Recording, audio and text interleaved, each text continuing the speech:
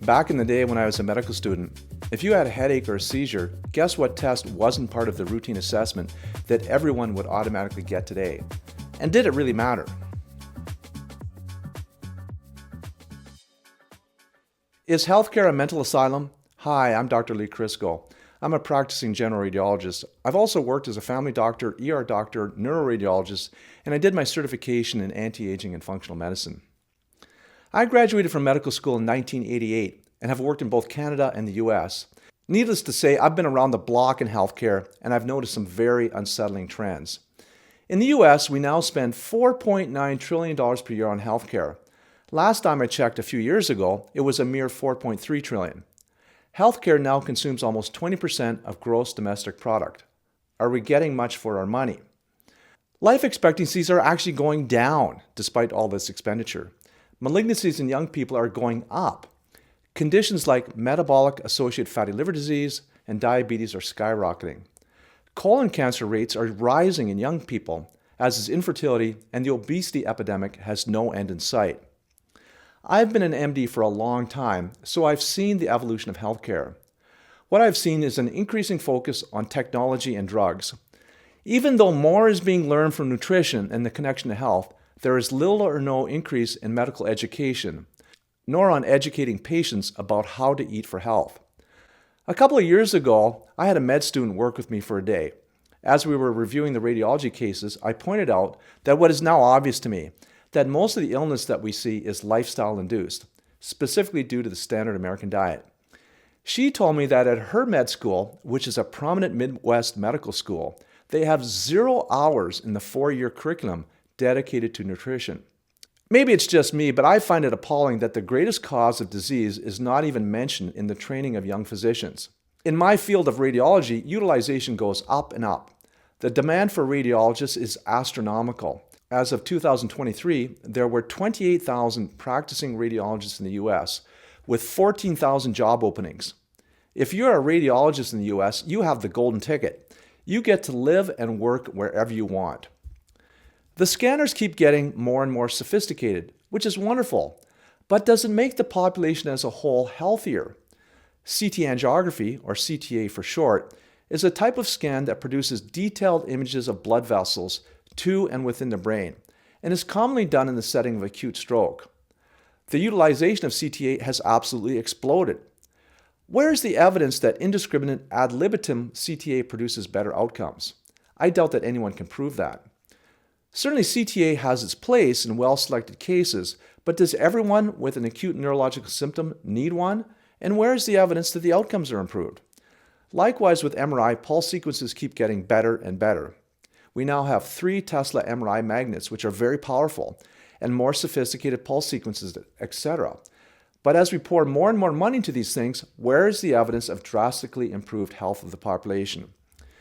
There's plenty of reason to believe that people that eat more healthfully have better health, and yet we don't spend money promoting that. If $4.9 trillion per year on pills and tests and surgeries isn't getting us healthy, should we believe that spending $5.9 trillion will do the trick? Don't you think that if we spend $4.9 trillion, that at least a few billion could go into lifestyle education? The problem is that when you see an average doctor to be treated for common diseases like diabetes, hypertension, and many other ailments, you're never going to get better. You're simply going to be put on pills for the rest of your life. As Dr. Furman stated on our podcast, 90% of type 2 diabetics can be cured with nutrition within 6 months. And I'm saying here that the ideal diet to promote longevity and prevent disease is also therapeutically effective to reverse disease.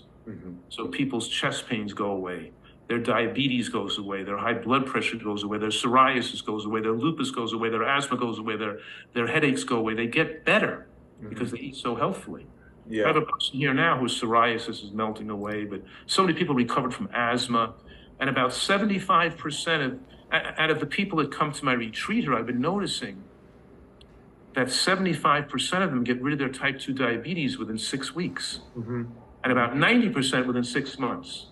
Yeah. So it really, and then blood pressure too. They're off their blood pressure medications like 75% within 6 weeks. It doesn't take that long. They've been eating unhealthy for decades, and all of a sudden they eat healthy for a couple of months and they don't have high blood pressure and diabetes anymore. In the mainstream medical system, it never happens. It's just about pills.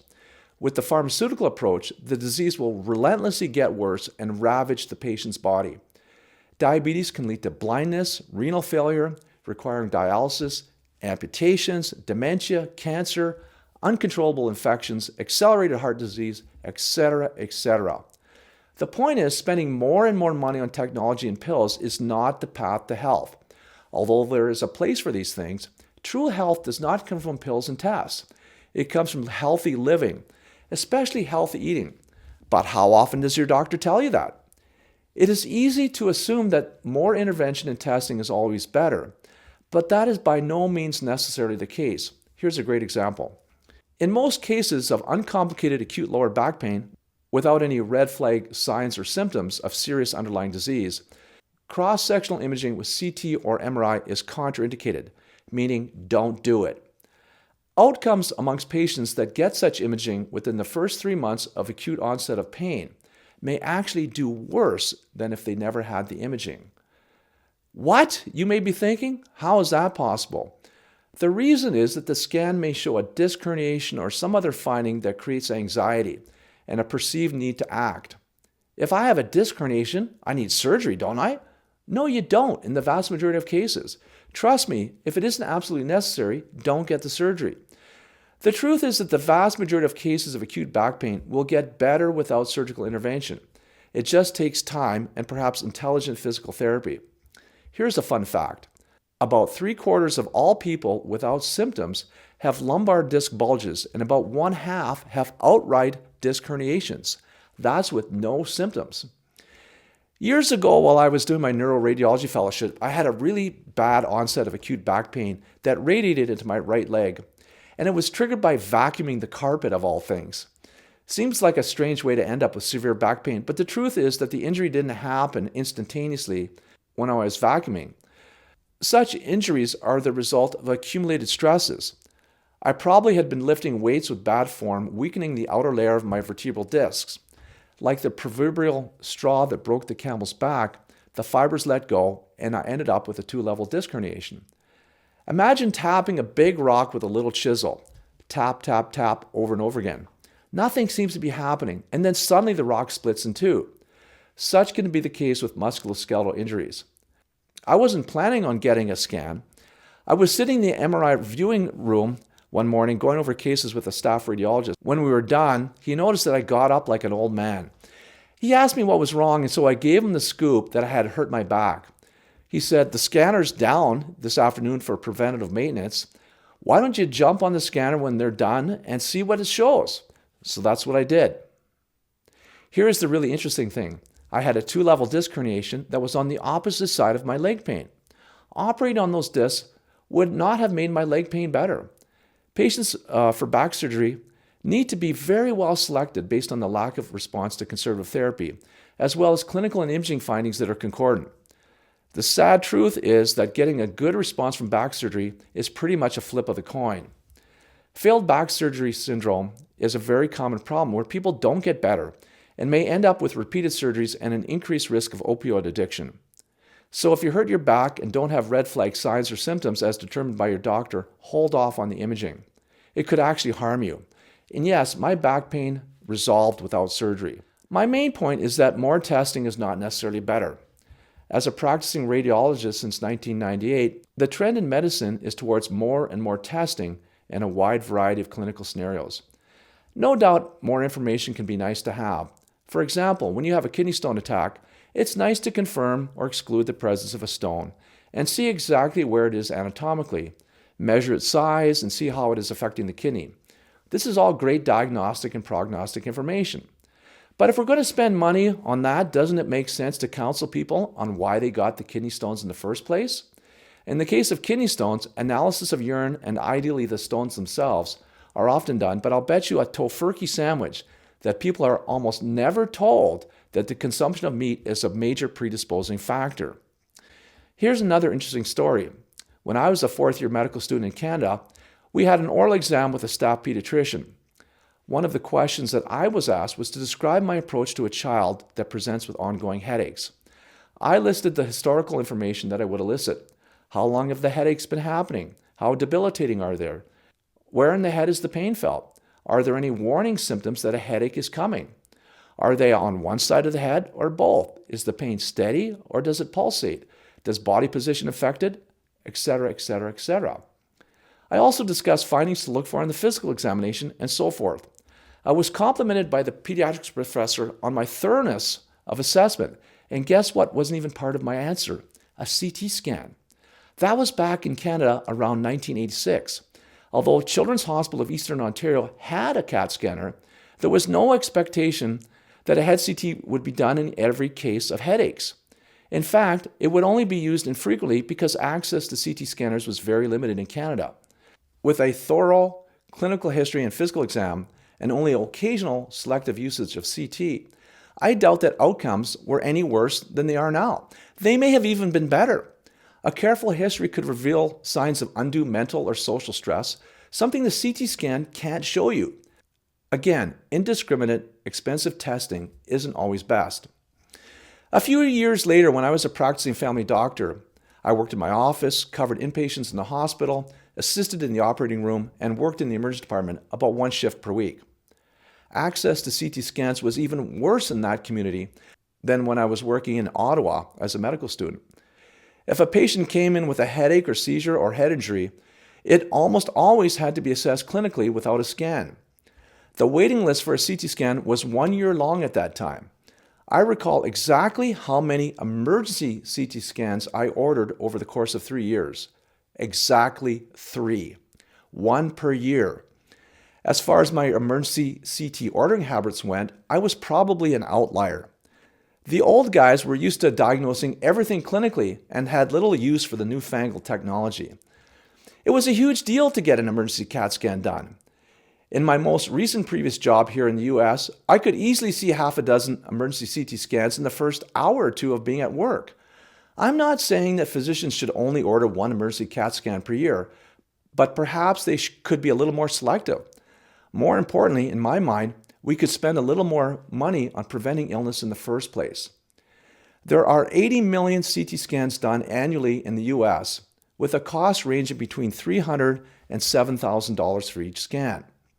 It can be nice to have the information that they provide, but where is the evidence that Americans are becoming robustly healthy as a result?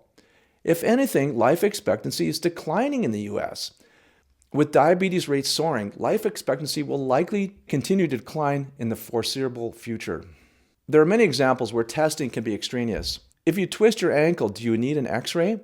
Not necessarily. When I was a medical student and family medicine physician at the University of Ottawa, one of my mentors, Dr. Ian Steele, was the leading researcher developing the Ottawa ankle rules. They studied thousands of ankle injuries to figure out the patterns of findings that warranted an x-ray. In a nutshell, if there was no point tenderness, no visible deformity, and the patient could bear weight, an x-ray was deemed superfluous. There's a little more to it than that, but guess what happens if you twist your ankle regardless of these criteria, especially in the litigious United States? You're getting an x-ray, even if objectively verified science says that a fracture is very unlikely. In fact, they may get an x-ray even before they're assessed by a doctor. The way the rules work, if someone that didn't meet the criteria for an x-ray remains symptomatic, there's nothing to say that they couldn't have an x-ray a few days later. It's no big deal. A delayed diagnosis of a subtle fracture that the Ottawa ankle rules may have overlooked is very unlikely to matter. Even if it were to be something that an orthopedist would operate on, they often prefer to wait a few days before surgery to let the swelling go down. It reminds me of the old joke about why the orthopedic surgeon couldn't get his wife pregnant. They don't want to do anything until the swelling goes down.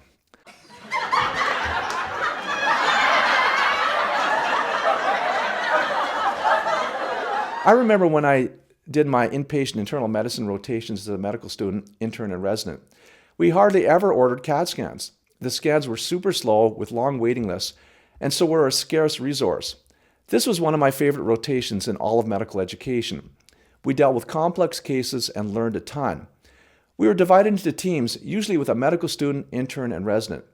After 5 p.m., we covered all of the internal medicine patients in the hospital, did all of the admissions, and ran the code team. It was an absolutely fantastic experience. I enjoyed it so much that I seriously considered doing an internal medicine residency after I finished my family medicine residency. Long story short, I ended up in radiology, which has been really good for me. So our normal workday was about 8 a.m. to 5 or 6 p.m. About every third or fourth night, our team would be on call starting at 5 and cover all of the team's patients until the next morning. We would then work the next day until about 5 p.m. That's a really long day. We had call rooms with beds to sleep in, but we didn't get to use them much. It was just like in the movies with young doctors working day and night. It was absolutely exhausting, but I loved it because it was an opportunity to learn so much. Every morning at 8 a.m., all of the teams would convene in a classroom with the staff doctors and review all of the new admissions that came in over the night. Our mentors would give us feedback on how we had managed things and impart their seemingly limitless knowledge to educate us. Here is something interesting about ordering scans. If someone came in with a seizure, let's say it was an alcoholic undergoing withdrawal, one of the underlings would float out the idea of ordering a CAT scan. There would be discussion, and if there was a clear reason for the seizure, such as alcohol withdrawal, the response of the staff docs was typically, "Nah, we don't need a CT." How times have changed. Now everybody that has a seizure gets a head CT, especially in the US. As for abdominal pain, I don't recall ever seeing a CT scan done.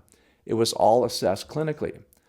I'm not saying that it's necessarily bad to do these scans, but what is bad is that we pour money into a bottomless pit of expense without hesitation or reservation, and there's essentially no effort to actually make people healthy.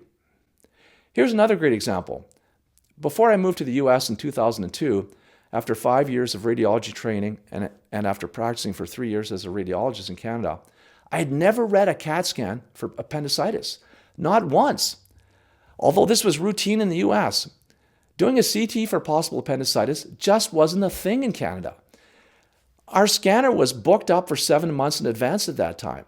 If someone shows up with right lower quadrant pain, it was up to the doctor to figure it out clinically, just as I did before I changed careers from family ER medicine to radiology. CT scans are costly, but it is nice to prove the diagnosis, and occasionally you will find something else to explain the symptoms. Usage of CT has shown to reduce the number of appendectomies for normal appendices, which is a good thing. So we spend tons of money on CT scan, but does anyone ever address why the patient got appendicitis? Dr. Dennis Burkitt was an Irish surgeon that did missionary work in Uganda for decades early in the 20th century. He was the first person to really promote the idea that dietary fiber is critical for good health. He noticed that the native Ugandans simply did not get the common diseases such as heart disease, gallbladder disease, diverticulitis, and appendicitis. These diseases just didn't happen, but they were common amongst the Europeans working in Uganda. This allowed him to maintain his surgical skills because there was nothing to do on the native Ugandans, but there was plenty of work amongst the Europeans living and working in Uganda because they continued their Western-based dietary habits. Appendicitis is a disease caused by deficiency of dietary fiber. I bet your doctor never told you that. So let's spend billions of dollars on CT scans for appendicitis and keep it a secret that appendicitis is a preventable disease. Don't get me wrong. I'm not against the use of imaging technology, but I'm just against the indiscriminate use. More importantly, there is a huge imbalance here, spending billions, if not trillions of dollars on pills and tests and surgeries, and never addressing root causes. 83% of healthcare costs are chronic disease. These are conditions like heart disease, cancer, liver disease, arthritis, etc. It's been proposed that most of these costs would simply go away if people simply learn to eat right. After decades in the trenches working as a doctor, time has marched on, and at the age of 66, every day I see patients around my age or significantly younger that have devastating medical problems like cancer, strokes, diabetes, and renal failure. There's nothing rare or esoteric about these things. They are the bread and butter of medical conditions. It's very sobering to me that I'm at the age that serious medical problems are a dime a dozen. Because I'm proactive about my health, and largely because I eat a whole food plant-based diet, I have no major medical issues. My biggest concern is that I have a bit of nagging tendonitis in my knee, interfering with my ability to do barbell squats. There's no guarantee that I won't get something bad, But by having cleaned my diet up and attending to things like exercise and sleep, I've massively reduced my odds, as you can also. I mentioned how diabetes is a growing problem. According to the American Diabetes Association, as of 2022, we are spending $413 billion per year on diabetes. Despite this ever-increasing expenditure, how many patients are educated about the power of a whole food plant-based diet as an effective treatment and even cure for this condition? As I mentioned previously, Dr. Furman has confidently stated that he can cure 90% of type 2 diabetes within 6 months. Cured, not just medicated. In a proclamation by the American College of Lifestyle Medicine, they state, most people with type 2 diabetes report never being told their disease can be prevented, arrested, and even reversed with a predominantly whole food plant-based diet and other lifestyle interventions. I expect, sadly, that the majority of patients, even presented with the facts, will not embrace an optimal diet. But informed consent is an imperative of sound medical ethics, and they should be told that this is an option. It's not up to us as physicians to withhold this information. Even if only 1 in 100 is willing to make the changes necessary to turn things around, we still should be telling them. Diabetes is just one condition that patients are not informed about. There is compelling evidence that numerous diseases can be seriously mitigated by a plant-based diet, such as heart disease, asthma, fatty liver, kidney stones, gallstones, etc. Credit to Dr. Peter Rogers for this slide, but this characterizes modern healthcare. A society that keeps cures a secret so they can continue to sell medication for huge profits is not a real society, but a mental health asylum. That's from a Dr. Sebi, who was a proponent of plant-based eating. The whole food plant-based community is up against a really difficult barrier. There's deep resistance to this information. Joyce and I have had a number of conversations with people offering a whole food plant-based diet as a solution. We've spoken to people with advanced heart disease, diabetes, and even multiple sclerosis, stating that there's evidence that these diseases can be really helped with a whole food plant-based diet. Astonishingly, in most cases, people do not accept the offer of help. Not everyone, but most. I don't fully understand why. The barrier isn't that a whole food plant-based diet doesn't work to improve health, because it does. The barrier is a combination of things like social and cultural norms, reluctance to change, and incredulity. The incredulity is validated because the generally esteemed medical community is mute on the importance of lifestyle, but bullish on pills, tests, and surgeries. And so that is where people are going to place their confidence. The medical establishment is a huge part of the problem. And then, of course, there's the quick fix American mentality. Just give me a pill rather than make the effort to solve the problem. In Iowa, which is really just a huge farm, over 80% of the crops are grown to feed animals. The majority of Iowa's economy revolves around this, and directly or indirectly is the basis of people's livelihood.